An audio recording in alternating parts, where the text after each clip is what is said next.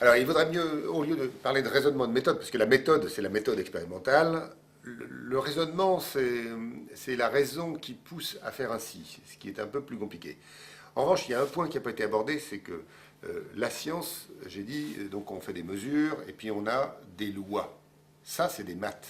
C'est-à-dire que, enfin, c'est maths. Non, c'est pas des maths, c'est du calcul. C'est-à-dire que ce qu'on n'a pas bien compris et ce qu'on n'a pas assez dit, on n'a pas compris parce qu'on n'a pas bien assez dit, c'est que faire une expérience, c'est-à-dire tripatouiller des petits boutons pour faire une mesure, ça c'est un travail technique. C'est-à-dire comme griller un steak, c'est un travail technique. Ça n'est pas mal, sans mesure on fait rien. Bon. Mais là on n'a pas fait de science.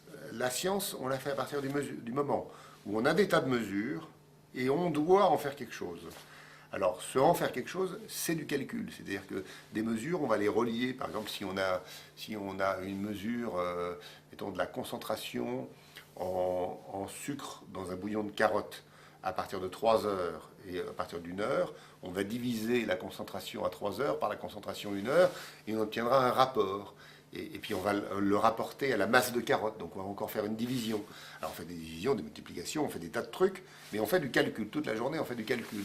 Et c'est ça, dans le fond, la science, parce que ce calcul nous permet de dire des choses qui ne sont pas trop fausses.